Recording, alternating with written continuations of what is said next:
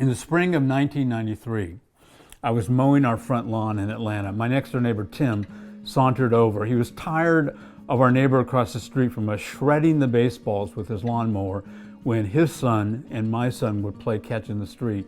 And sometimes the balls ended up in our mutual neighbor's yard. Tim said he was going to tell our neighbor to return those baseballs to us. I'm going to call our neighbor John Rifle Barrel to protect the guilty, and because it reminds me of his real name. Really, it does.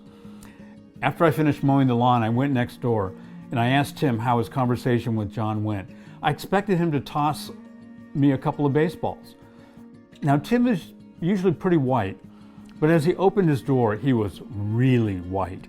He said it was a bad conversation. I asked him to tell me what John had said, and Tim refused. He said, John said things about me that he could not repeat.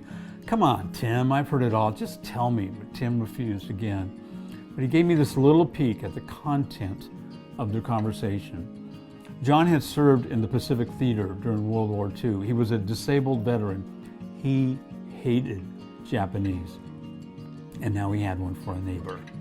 Soon after that conversation, John sent us a certified letter. He threatened to sue us for $45,000 for our son Sam breaking his grandson's nose, which did not happen. He called Sam an uncontrollable animal, and he threatened to throw him into juvenile detention. He wrote, I did it with my daughter, so don't think I won't do that to Sam. A few Sunday mornings later, when he knew we were away at church, he had someone leave threatening calls on our answering machine. We had to retain a lawyer. These episodes were creating a fear for our physical safety, especially for Sam, who is half Japanese, and for me. Sam's worst fear was Mr. Rifle Barrel would break into our house with a shotgun and shoot us all. And I could not tell him in all honesty that this would never happen. For 5 years, from 1993 to 1998, I had to keep looking over my shoulder after picking up the morning newspaper, or whenever I mowed the lawn. I had to make sure he wasn't there doing something, about to do something.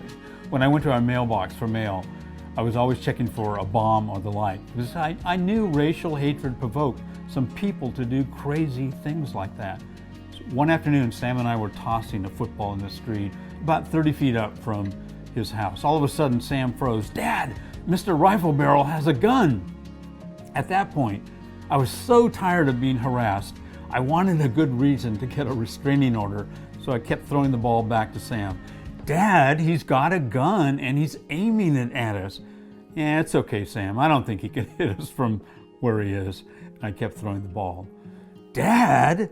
Finally, Sam's good sense convinced me that watching some football on TV was a safer activity for us to partake in.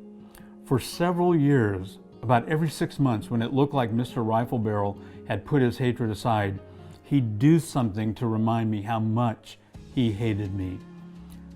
How did we handle this? Through prayer and forgiveness. I began looking upon my neighbor not with anger, but deep sorrow.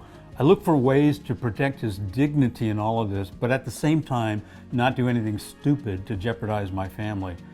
I prayed for him regularly, and most importantly, I forgave him. It wasn't easy, but I forgave him. In 1998, they moved out, and we have continued to live in the same neighborhood since then.